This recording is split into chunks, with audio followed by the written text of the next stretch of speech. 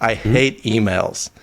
Like I have a what now 7,362 unread email. I just look at them, I forget about them. Workflows is a podcast about saving you time and money in your photography business. I'm your host, Scott Wyden-Kifowitz, a photographer and content creator who struggles with dyslexia, color blindness, introversion, and anxiety stemming from years of being bullied as a child. Guess what? Workflows have been my rock. I have workflows for every aspect of my life. That's why I am so happy to bring you Workflows, a podcast presented by Imagen. As a company dedicated to saving you time and money in your photography business, it makes sense to enhance and expand the conversation to all things workflows.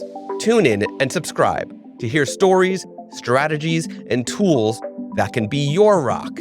Hear from people just like you. Get to work with Workflows. If you don't already know who Maciej is, you are in for a real treat. Here's a quick summary of this incredible person. Maciej is an 80s kid and a father of 4. He has been a destination wedding photographer since 2012 and a Sony Europe ambassador since 2018. You may recognize his work, voice, or face from his many speaking gigs around the world, or maybe from his YouTube channel, which he's been pursuing since 2011. I am so excited for this conversation with my friend, Maciej. What's up, Maciej? Hey, Scott. How's it going?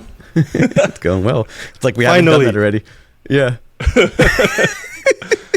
Finally, two worlds collide. My online presence and Scott's online presence. Yeah. Somehow the screen just vibrated when you did that. That's weird. Oh, imagine. So my first question to you is what kind of impact or how fun is it, or like you get to play off the word Maciej. So that's so cool. That's cool, right? Yeah. Like, so how has that like impacted you just in general, being able to use that word and play off, what Maciej is in general in your brand? Yeah. Yeah, that's a good one, man. So, like, basically, it comes from my name, which is Maciej. I'm from Poland, Warsaw, Poland, and long story short, I became Maciej because it was just simpler. It was simpler for people to remember. No one remembers the name Maciej. If I would tell you, "Hi, I'm Maciej," 5 minutes later, you're like, "What was his name?" Like something. And then if I would try to write it down for you, it would be Maciek. It would be like Maciej. So even worse. So that's how I kind of became Maciej, because I was serving mostly clients that are English speaking. So I was not serving my local market. I was serving like European market and then American market, and then Americans getting married in Europe. And so I started using this name Maciej, and it just works so well. Like the importance of having a brand name that is recognizable, easy to remember, catchy. Yeah. Like it feels obvious, right? It feels obvious, like, right, no, yeah, brand has to be catchy. But when you get to experience it on like a personal level, going to a wedding and be like, oh, this is our photographer Maciej, and then all the bridesmaids go like, oh my God, what a cool name, Maciej, awesome. Or so just works so well. And then since the word Maciej itself, it's a hard word to have Instagram like just Maciej, or Google just Maciej. You will find the magic tricks and stuff like that. So this is like a bit harder part on this side, SEO wise. So that's why I kind of always use Maciej Wedding Photographer. So 3 words, Maciej Wedding Photographer. So hey, what's your name? Hey, I'm Maciej. Oh, how do I find you online? Oh, it's magicweddingphotographer.com. Oh, it's Instagram at Maciej Wedding Photographer. Oh, it's YouTube at Maciej Wedding Photographer. So like 3 words, and then this makes my brand. I should have some stickers here for video watchers. Then I have tons of, kind of like a branding materials, like stickers, like wooden boxes with my Maciej logo. So it all kind of works really well. I love using the brand. It's like, it also, kind of like my goal with the brand is to also present my personality with a simple thing like a logo, colors on my website, boxes that my clients get. It all combines all together with like photography that is like funny, colorful. Yeah, so it's a whole thing. It's a whole philosophy. Yeah. When I think about your photography and your brand, it stands out because of what you've built with it. You know, you definitely you played off the name so well.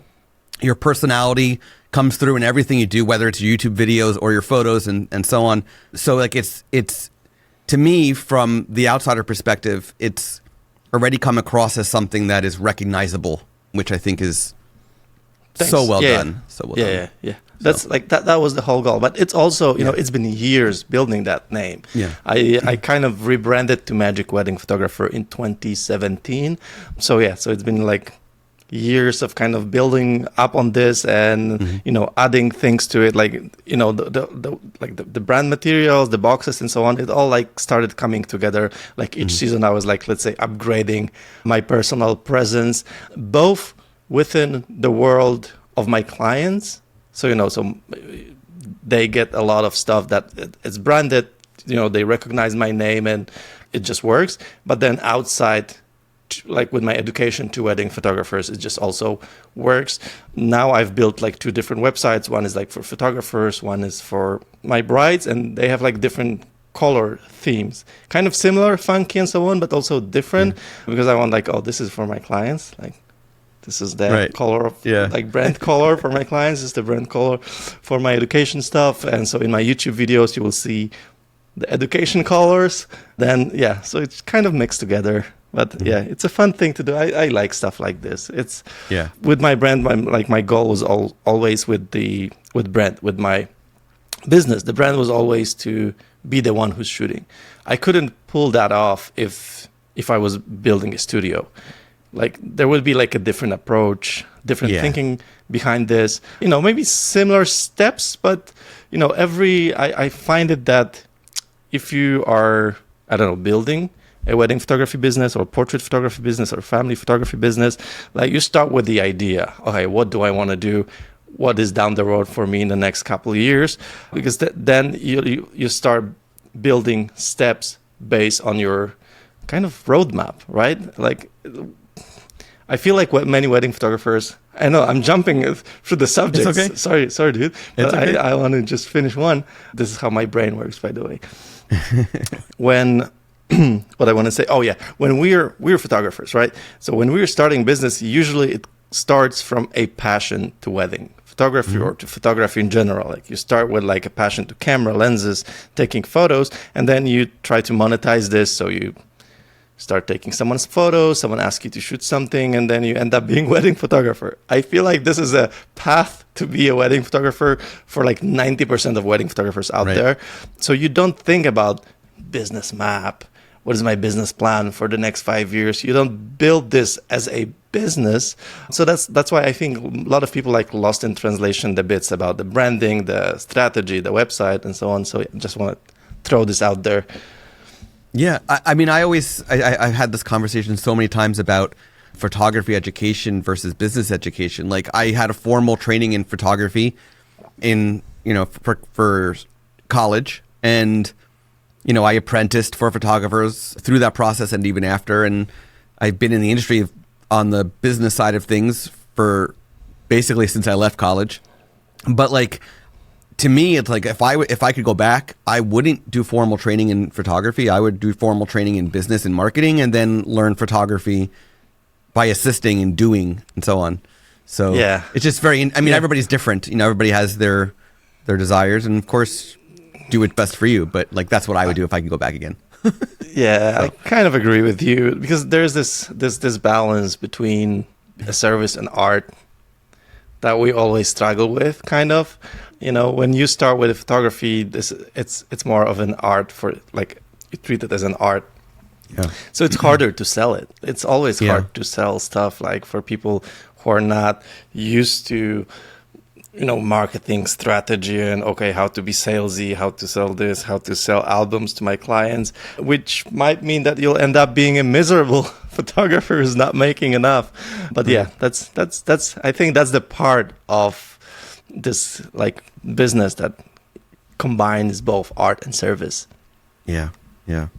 So by the way, I don't know if you have seen, that's for video viewers, water bottle with my logo. Gotta have the brand. So let's step back to the photography part of things for a minute.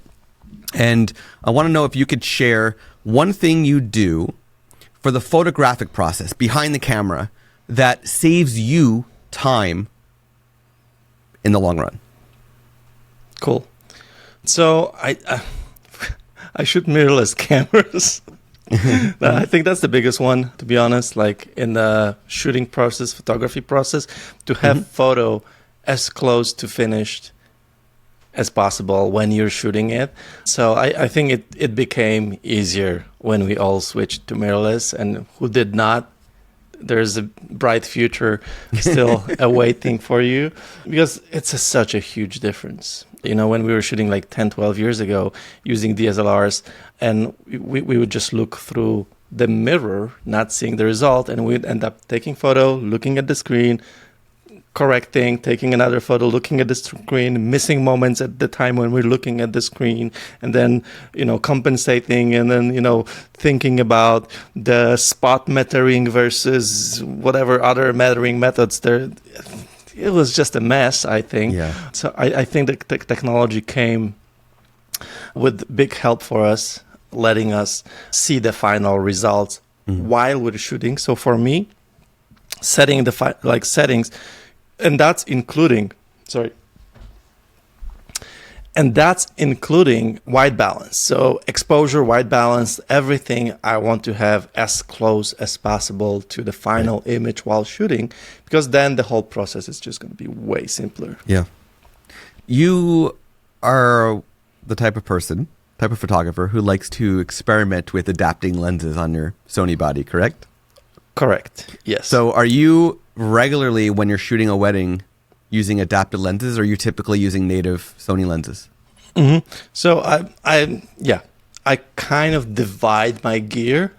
You could just literally put them on the two different shelves. They are actually on two different shelves in my little wardrobe thing for lenses. How do you call this? I don't know. Yeah. Sometimes I lose words in English, but that's actually a wardrobe that I just use for lenses instead of clothes. But so I divided my lenses into fun lenses and workhorse lenses. Okay. Nice. So my kind of work lenses I use G Master lenses. So I have 24, 35, 50. These are my main three, and they will be on my cameras for during the most important moments, during the moments that I know I have to be fast, during the moments I know I have to take the shot no matter what, and I have to use all the tech that there is, granted to me by the engineers from Japan, meaning the best AF system there is, the sharpest image, and so on, all that stuff I need for the moments that I want to have captured perfectly during the wedding day. And there are slower moments during the wedding day. Each wedding is going to be slightly, different. Some weddings I shoot, they have super long getting ready time, especially when I shoot I shoot a lot of destination weddings in Italy, and the ceremony usually is 5, 6 p.m. So it's quite late in the day. So leading up to that moment when I arrive around 1 p.m., let's say, something like that, there's 3-4 hours of me shooting prior to the actual ceremony, which usually means hang out with bride and the bridesmaids when they're getting ready, or the groom, or to whatever, hang out with a couple, their friends. So just moving around, roaming around, and usually that means way more time for experimenting. And during that times, I will play with lenses. So thanks to the nature of what I do on YouTube, which is reviewing lenses, cameras, and so on, I have a lot of lenses. I get to try a lot of lenses, and I have access to a lot of lenses. And so So there's no like one set like of fun lenses, of different lenses that I will take with me, but usually it's going to be something like, I love tilt shift lenses, so it's going to be either some adapted 24 tilt shift from Canon on my Sony, or 45 tilt shift from Canon on my Sony, or they're like new two kind of native now lenses that are like third-party ones. Tilt lens from TT Artisan 51.4, amazing lens for like just playing around with like different planes of focus and creative images. They're like free floating lenses. There's just so much, and so many of these lenses, so much stuff that you can use. So I'll just use those slower moments to try to, do something fun, do something else, do something different, do something creative. And funny enough, it all like every time I then blog the wedding like this, or, make a gallery, these fun and creative moments, they kind of go into the highlights because they're just different. They kind of, pop on in the gallery from like a really interesting bokeh or a really interesting flare in the background. Something like this always happens with these weird lenses, which never happens with like regular lenses because they're just too perfect. Yeah, they're designed not to do that. Exactly. They're built to do any of that. Yeah. But I need that too, because this is what I need for all the main stuff. Yeah. And to be honest, when you have a perfect photo, it's you can mess it up in later on in the edit, or you can put a mist filter on it. You can even add flare. You can add flare, you can add grain, you can do so much stuff to ruin the photo, let's say, in terms of like the perfect sharpness and everything. And you cannot do the opposite way. So if you mess something up because you're using your creative lens for the important moment, there is no way back. Yeah, so that's kind of why I have this division. I always shoot with two cameras, so it's easier. Sometimes I might just use one camera with like a proper G Master lens and the second one with a fun lens. But yeah, it's playing around on the wedding day. And so that's going to be probably getting ready and portraits, and then later in the day too. Reception can be slower. So yeah. Is one of the tilt shifts your current favorite adaptive lens, or is there something else that you're playing with that is currently your favorite creative? Yeah. With tilts, I'm going back and forth. Like this year, I think like every wedding was something else, and I ended up using my good old 24mm tilt shift lens the most because it's just was the most interesting to me, and I'm just so used to that wide angle tilt look. Yeah. So I would say probably that. I've tried anamorphic lenses as well recently for a couple of my, like, let's say YouTube shoots. So I really love the results, but I have not yet translated it into a wedding work so it works. Yeah, I feel like that would be.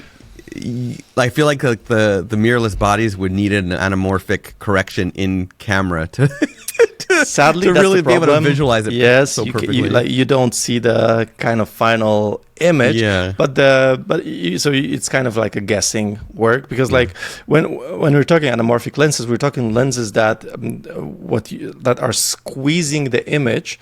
In your, like, inside the lenses, they're built to squeeze the image. So you have to unsqueeze the image in post-production, making it a lot wider and having this kind of panoramic aspect ratio to it, which is like something like 20 something to 9 something. It's a very panoramic, and it's amazing. It's an amazing look, but yeah, it's slightly more difficult to shoot because you see everything squeezed in your viewfinder on screen. So, and then you have to focus manually. So you have to rely on focus peaking and stuff like this, which is also not easy, but then the results are just so good. And then on top of that, my favorite part is the anamorphic flare. So if you watch stuff like Star Wars by J.J. Abrams, you see these streaks of light, like these blue streaks of light, like coming horizontally across the frame. So these are just like natural anamorphic flares, and they just look so fire, man. Yeah. Have you tried any of those? There's now, like, I know Moment is making, and I think a few others, filters that just do the flare from an anamorphic I've seen it. style. I want I have a problem with Moment because I'm in Europe. They like the shipping to Hard to Europe get costs to. like 3 times what the product costs. So it's just like I've been following these, and I want to try one of these things too. Yeah, Send it to him. yeah. Moment. I think I reached out to Moment on Instagram once, and they just went silent on me. So 1 minute of silence for Magic. No, joking aside, I kind of feel like there is a space for the flare, the filters that would just ruin the image, because all the lenses are so perfect, you're putting the filters that are doing the mist thing, so blooming the highlights and so on. And I saw, like, I don't know if you know Pierre Tilambert, YouTuber, photographer, French photographer living in US. So he had this series of like he accidentally dropping a filter that has a crack in it now, and he puts it on a lens, and it creates amazing flare. So, so I think someone could just make. That's a good idea. Ton of different ones. Maybe someone is making them, and I'm not aware. But yeah, there's a space for that for sure. For like ruining the images now, they're just too perfect. Yeah. Imperfection. What is do fun. you use? Do you use what do you shoot with? So I shoot Nikon. Nikon's in my blood, and I've tried all the other cameras, and I keep coming back to Nikon. So I'm a Nikon guy for life at this point. But I do have some others that I like to play with and stuff, but mostly Nikon Z72 is Are you adapting anything to it? Not right now. I mean, there was a time when I was adapting the F-mount lenses, but now I'm purely Z-mounts. But I would love to do some TT Artisan lenses and stuff like that at some point. Just not priority. Yeah. They're great. I was playing like a couple months ago. Sam Hurd was in Poland. We were doing like a little workshop here and a shoot, and he had the new Nikon ZFC. Yep. Is it? Yeah. And we adapted just ZF. The ZFC was the crop. Oh, sorry. ZFC is the crop one. Yeah. Yep. So the ZF, and he had this adapter for Leica lenses, motorized one. I have one for Sony as well, and I have a Leica lens, Sumilax 50mm f1.4, which is the best lens in terms of flare that there is, in my opinion. And we mounted this on his Nikon, and it was amazing. Like the way it was focusing, tracking the subject. It was just so fast. It was better than through an adapter on Sony. I think that these adapters, particularly these ones, the Tech Card adapters, just worked better on the Nikon one. But I was amazed. So yeah, there's a potential. There's a chance. You just need to spend $5,000 for like a lens. Yeah, that's it. That's all. Yeah, easy. Yeah, right. So let's move into business for a little bit. What now is one thing you do, and we're going to get to Imagine eventually, so let's skip Imagine for the time being. Sure. What is one thing you do for the business that saves you either time, money, or both? Yeah, so funny, interestingly enough, maybe not funny enough, I did started my YouTube channel during the pandemic, but it was like a second year of pandemic, so 2021. I wish I had started in 2020. This was like a really good year to grow a channel because everyone was at home, but I was kind of, I don't know, trying to survive. And then in the January 21, I started my channel, and because I had nothing else to do, obviously. And then weddings came back. But I decided I used to shoot like around 20-25 weddings and all per year, and almost every wedding would be traveling somewhere. So not local weddings in Poland, but traveling to Europe, traveling around the world, various places basically. And during the pandemic, also I had like my fourth child just before pandemic in 2018. So during the pandemic, while spending just this time at home and with my kids, when it kind of started coming back, it was like I was just too tired to travel all the time like this. And since I started my YouTube channel, it felt like a good side hustle that I can just do along the wedding photography. So I kind of divided myself into YouTube Magic and Magic Wedding Photographer. Okay, so doing two things at once. And after shooting weddings for so many years, I feel like everything wedding related and wedding business related just became so effortless to me in terms of like the whole workflow. So before that, I was just like constantly polishing my workflow, thinking, okay, how can I make things faster for me? Okay, I need a faster cable between my computer and my NAS station, so when I do the archive, it's faster. Okay. Oh, I need a faster SSD drive, but I need to make sure that the card reader is as fast as I can, and then my memory cards are having the fastest readout speed, so I can quickly dump the file and so on. So I was like polishing my workflow. So when the time came back with weddings, and I was doing YouTube and weddings, and I was doing like YouTube every week, and then I was doing weddings during the season every week. I felt like weddings is just so simple. I just need to make sure that I have my batteries charged and my memory cards, empty, and that's it. And then I would show up at the wedding, I would shoot the wedding, I would dump the files the next day, and call the wedding like really quickly, edit, get it edited, bam, done. And then I could focus on YouTube. And so I don't know if I have any cool stuff for you. I have calling system that is like fast. I'm really fast in terms of 1010. This one goes, this one doesn't go. So yeah. Well, I think there's two things in there. That one is diversifying your revenue portfolio, like how you're making money in your business, diversifying that. You've got YouTube to create to make money. You've got your education to make money, like from workshops and things like that. You've got the wedding photography, but at the same time, specific to the wedding photography, it's you're getting your workflow so streamlined that it takes no enormous amount of effort in order to do all the processes you need to, which in turn saves you time in the long run. Yeah. Right. Yeah. So I think like maybe one thing that could be a good tip for our listeners, this is something new. So I just set it up like a couple of weeks ago. So I redid my website, and my new website has this automation. So that when someone fills out the contact form, it gets this like not yet the pricing brochure, but it gets like the first part of the email marketing. I use the Flowdesk for like email marketing. So they're like connected. So my contact form is connected through Zapier to add a person to the segment of like new inquiry. It sends the email like, hey, thanks, I did get your inquiry. This is my basic information. This is the galleries you can watch. I'll review the inquiry and come back to you within 24 hours. And it's nicely branded and just looks amazing, like the email itself. And it just helps so much. I don't know how many of you struggle with email. I told that to you, Scott. I hate emails. Like I have a 7,362 unread email. I just look at them, I forget about them, and sometimes I have to be honest, I forget about inquiries that I get from weddings. Oh boy. It happened a few times because the pile. So like for me, automations like this like really help.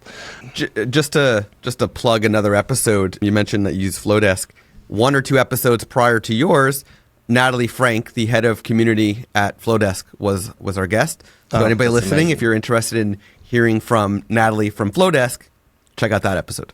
So had to do that plug. You have to connect me with her. I have to do the networking with the people at Flowdesk to be better emailer. I love Flowdesk. I love Flowdesk. It's so good. It's so good. I was setting up things today earlier for like my educational stuff. It's just so amazing. It's just so good, man. Yeah.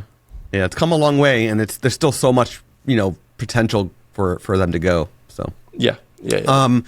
So you briefly, I think I cut you off when you were moving into culling and editing. So I'm going to ask you now again. Let's not talk about Imagen right now. Let's talk about maybe even things that you were doing prior to Imagen. But what is one thing that you do for editing that has saved you time? Yeah. So I had like that's been always for me like a very simple editing workflow. So first of all, my first step would be cull images. Okay, so and I put them in 2 different folders. So I cull outside of Lightroom.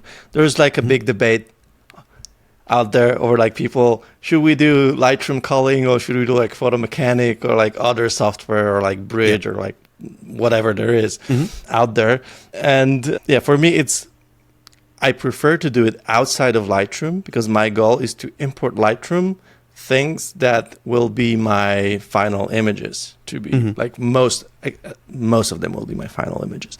Okay, so, and then big thing, maybe I should have started with that. I am one Lightroom guy. Okay, one Lightroom catalog guy. That's the full sentence. I'm a one Lightroom catalog guy for entire of my stuff, like everything. Yeah. I keep my Lightroom catalog on my MacBook Pro, 14-inch, M1 Max. Apple, please send me the new ones for free, because this is really expensive, but really amazing stuff. No, I'm joking, but yeah, M1 Max, amazing, top spec. And I have my Lightroom catalog on the drive. I hate doing external drives because of so much traveling. Things dangling off of my laptop is just the worst nightmare for me, like when I have to put something, eject something. So I prefer to have everything on the SSD that is on my laptop. So I have all the working files, the main catalog. Okay. Then I come back home to my office and I plug my MacBook to my CalDigit TS4 docking station, and that fires up like a 32-inch display, speakers, 10 gigabit connection to my NAS archive system, one more drive that is here, Ethernet connection. So everything just like connects like this. And then I have access to my archive that is like 40 terabytes of data that like automatically backups whatever is in my laptop, and I do all the copies and blah, blah, blah. Okay. But the general idea is one Lightroom catalog, for the reason that every time I need something, I just open my laptop. The Lightroom catalog is always open on my computer. Yeah. You never turn off Mac computers, right? That's the rule. So whatever you have open, it's always open. So for me, Lightroom is like almost always open, and I have access to everything. That's very convenient, because like I have access to all the weddings that I'm working on right now. Maybe one wedding, maybe one session. I have access to my education file, so I'm doing reviews. So I'm like keep comparing lenses, keep comparing cameras. So I need like constant access to the reference lenses. For example, I need to find this image that I've shot with, I don't know, 35 1.8 Sony, and I just do all my files, and there's like a couple 100,000 of them, and we like metadata filter, blah blah blah blah blah blah. Okay. Yep. So that's a big part of my workflow, having just one catalog. People say it slows computer down. I don't know. I don't know who that people are. It depends on the settings of Lightroom, of course, but yeah. It's been working for me for years. No problem at all. It's funny. I've asked that question to a lot of people at this point throughout this podcast, and you're the first person, I believe, to bring up hardware as one of the answers. And I think that's an interest. I mean, to me, it makes I'm a hardware sense. guy. Yeah, I mean, so am I. We're very similar in so many ways. It makes sense that having a good hardware setup to make you more, it makes you more productive, right? Yeah. I just asked internally in the Imagine Slack for all employees. I did a poll the other day. It was last week, I think, and I said, how many screens do you need to make yourself productive? 1, 2, 3, or 4 or more? Now I was expecting all the product team to be like 4 or more, but the most popular was 2. And I think that's so interesting, because I can't be productive. I mean, I can be productive if I have to on just a laptop screen, that's it. But I'm more productive when I have 2 things side by side and I can just glance. So hardware, it makes a difference. It really does. It does, 100%, because like for me, I've used to have this travel workshop when I would do one presentation on workflow. And for me, workflow always starts with the question to you, okay? Oh, what does make you productive? Do you prefer working at night? Do you prefer working in the morning? Oh, do you have any other things that you have to work on? Do you have kids that go to school? Like, there's so many things that that are important that makes sense when you're setting up your workflow, because for some it's going to be, oh, I don't need my memory cards to be fast because I just put them in my computer, I go to sleep and they're downloading. Okay, maybe some of us don't have this, let's say, luxury of leaving computer on the table for night because they have 4 kids that we're going to run around and we'll just like accidentally drop your computer. Yeah. There's just so many things that like are very individual, and I think that hardware part plays a big part in this, like in just setting up your workflow. While you mentioned the screens, funny enough, I've been always one screen guy. So I have 32-inch display right here on my left. Yeah. But I've been playing around. I have another one, 32-inch. I've played around with 2 of them. It was just too much for me.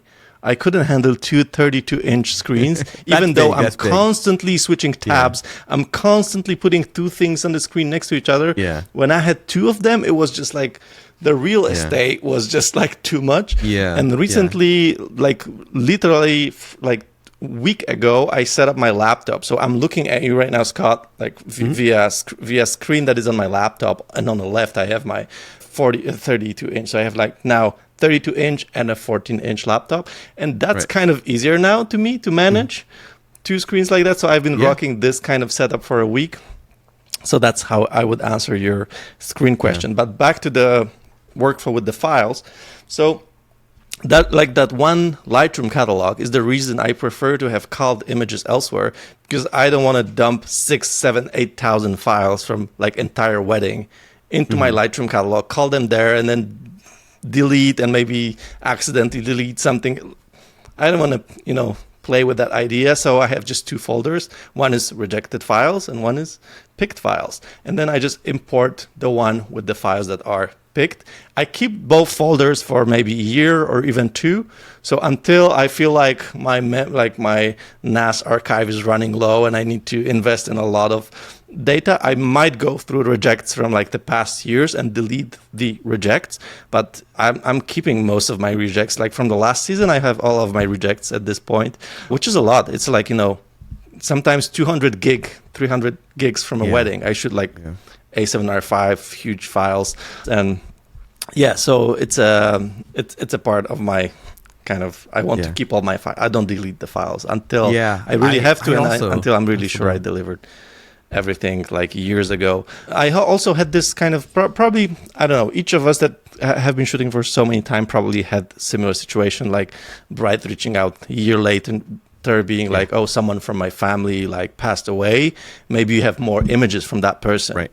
So I literally had this question like a month or 2 months after the wedding, after I delivered the wedding, and I still had the rejects. So I could go over all the rejects and being like, oh, I found like 3 more, maybe not perfect, but it was just some minor person. It was not like someone who is like VIP that I would have like hundreds of photos of, because it was someone from like the background, but still I could go through the rejects. So that kind of was probably the reason why I started doing things like I do. But so import the catalog. I import it with the preset. So my preset import, and that's it. And then I go one by one. Yeah. So I used to do the editing myself. Then I used to outsource editing to a person, and now you know what I do. Yeah, which we're going to get to very soon. We're going to get to that very soon. But before we're like kind of like we're getting there. We're getting there. We're building the momentum. Yeah. This is my favorite part of the show. I started doing this in season 2, and it becomes a really fun thing. Pick a color. Oh, interview deck. Orange, please. Oh, yeah. Orange. Oop, I just hit the microphone. Okay. We're going to do a magic trick. No, I'm just kidding. Oh, nice. I'm going to thumb through it. Just tell me when to stop. Okay. Stop. Okay. Your next question is... Ooh. I'm nervous. Oddly, we talked about school. So, what was the most memorable class you've ever taken in school or college? Damn. Okay. That's a memorable class. Mm-hmm. my answer would be really funny. And totally American. Can I hear your answer first? So when I was in college, I had one more like health class that I had to take for like a couple more credits. And the college I was not near a beach or anything like that, but they offered canoeing as a class. And so I took it. So the most memorable was learning how to canoe and do emergency things like, okay, if the canoe capsizes, how do you get back on it and flip it, all yourself? So I had to do all that. How do you drag a canoe when it's filled with water? All that kind of stuff. We started in the Olympic-sized swimming pool that was on campus. And then when the weather got warmer out, we went out to this man-made lake pond thing and did it out there. So that was the most memorable because it was totally useless education-wise, just fun. Yeah. So yeah. I think European system is more useless. I remember a lesson it was called, what was the name of the class? The knowledge of society, or maybe I'm not even sure what was the class, but I remember we went outdoors to like a soccer field, football field we call it, and we were supposed to throw rocks. Guy, like our teacher, like drew a line and be like, oh, you have to throw there, and it's like really close, like maybe just a couple of meters, couple of feet, and then he told us it was to teach us how to throw a grenade. Oh, it's just so like what, like doesn't make any sense, like how, like does throwing a rock translates to throwing a grenade. So that was a weird one. That's memorable. So when you said that, for some reason I haven't thought about that experience for like 20 years, and it just like pop in my head. But you come on the Workflows Photography podcast, you might be talking about weird stuff like that. Weird stuff like that. But I was a math guy. I was like a math and English lessons guy. Although I remember my English teacher, like she hated me and my colleague who was sitting next to me, because like we were keep like joking and stuff. My friend would keep drawing like not censored things in his book. Funny enough, now he is he does this for money. Like he draws not very nice things for like a major news stations, like a satire comic art kind of thing. So like he kind of became this, which is interesting because we were both drawing this, and now he gets to do it for money. That's just but you get to have fun for money too, though. So that's right. I drew my drawings on my website, so maybe I'm also making money out of it. Yeah. Your website definitely stands out. So we're going to get to, even though you've mentioned where everybody can already listen to you, learn more about you and all that stuff. We're gonna awesome. You have an opportunity to say it again in a minute or so. So my last question before we dive into that is, how did Imagine impact your life? It's very simply. It just saved even more time, because prior to Imagine, I was for one season I was outsourcing my edits. So I would call my images, and the bunch of images that I had selected, I would send over via Lightroom catalog to my colleague who would edit them.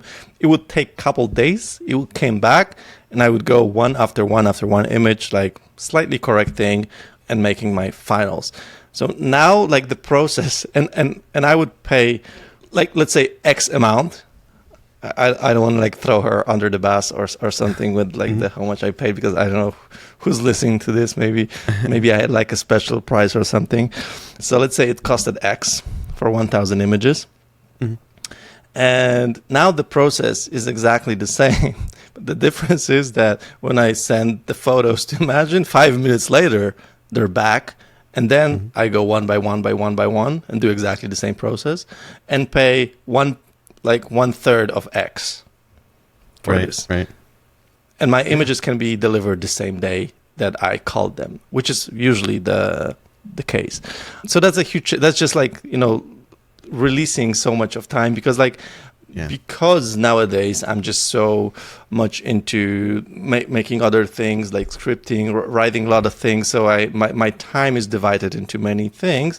Yeah. I usually, when I want to edit photos and have it delivered, like keeping that thing, as a one process is just so much better that I don't have to, especially that I'm doing this very last minute. I'm thinking I need to deliver. So I try to deliver between 4 to 6 weeks. And that means that, so first I'm going to do the sneak peeks on the day one. So right after the wedding, I deliver a whole bunch of sneak peeks. So my sneak peeks are like 50 images.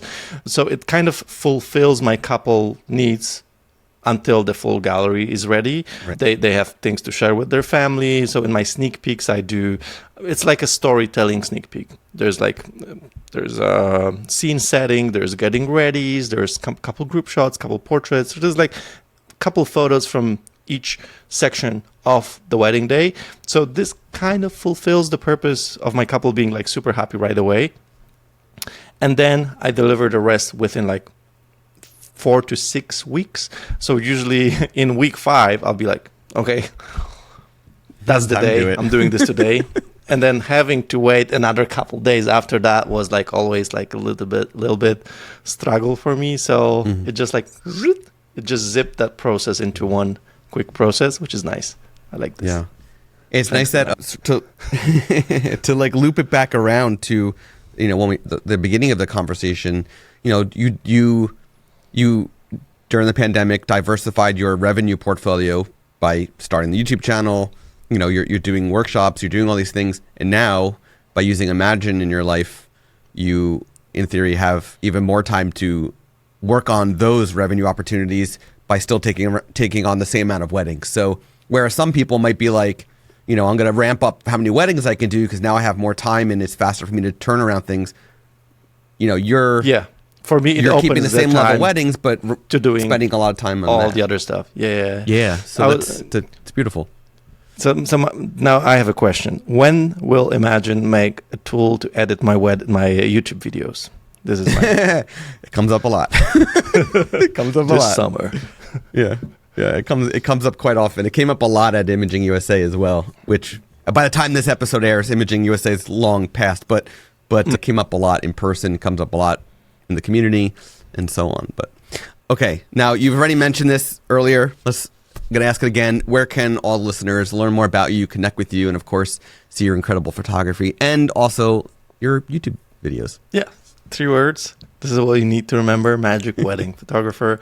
So magicweddingphotographer.com is my website. education.magicweddingphotographer.com is my education website. And then there's YouTube, Magic Wedding Photographer, Instagram, Magic Wedding Photographer, TikTok, which I do in Polish, actually. That's my thing that I started beginning of this year. And I started this because I wanted to reach local audience.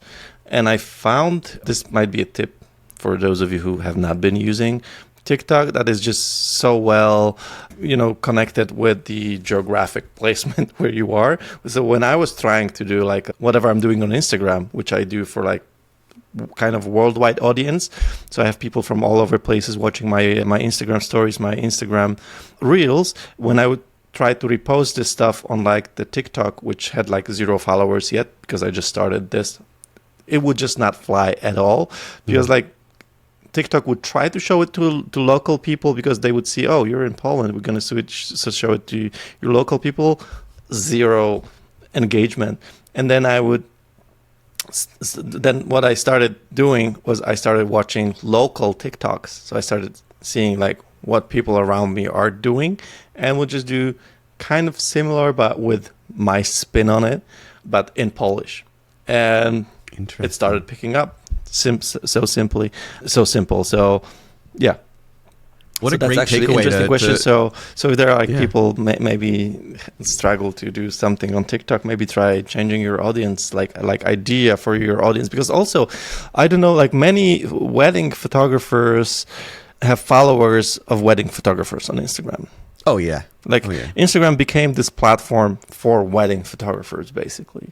So that's also a huge thing that I discovered, last couple years probably, that there's just so many wedding photographers that I'm still trying to keep my Instagram as a place more for the bride. So my feed will be mostly weddings and wedding photos. And I do book weddings through Instagram, and couples do connect me through Instagram. But then whenever I post a story or reel, in the comments, it's always only photographers.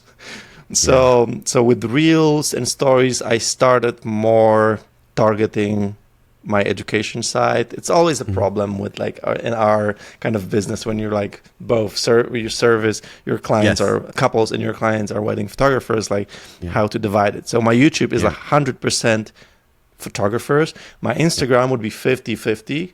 It used to be mostly couples. Now it's mostly photographers. So I'm trying to kind of please both. But with Instagram Reels and Stories, I'm targeting photographers. With my feed, I'm trying to keep it like as a gallery for my clients that will just, if they find me, they're going to search me for Instagram 100%. So I want them to see wedding photos on my feed. Yeah. And then with TikTok is 100% for my brides. And there's no gear talking. There's no showing lenses and cameras. There's just like fun wedding stuff. Interesting. As we to wrap it up, that takeaway is like, that's a very valuable tip to basically recognize and address the fact that not all social platforms are the same. You know, what works well on Instagram may not work well on TikTok. Some of them might, but they may not. And at the same time, for years, I've always been the same boat as you, where I've got two audiences, either my education or my photography clients. And when it's been brought up, like, why do you not have a separate Instagram account, right, for each? And I'm like, well, you know, in a way, it's really nice for your clients to see that you're teaching as well, because it shows that you have that knowledge and that experience. So it adds more value to you as the photographer. So I do what you do. It's my feed is basically photography. My stories and reels are majority for photographers. So so I think it's definitely a great approach. So TikTok? Yeah. Do you do TikTok?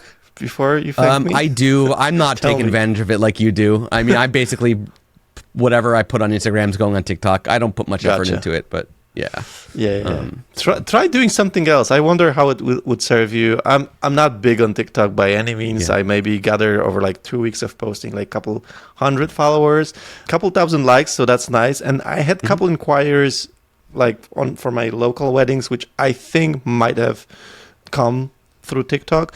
So, but one last interesting fact, when I look in my audience demographics, YouTube, 90% male audience between like 30 and 50, all the geeks. Obviously, I'm doing lens reviews, gear reviews, pixel peeping. Like, who else will watch that other than all the dudes like we are, like thinking about like pixels and stuff and lenses.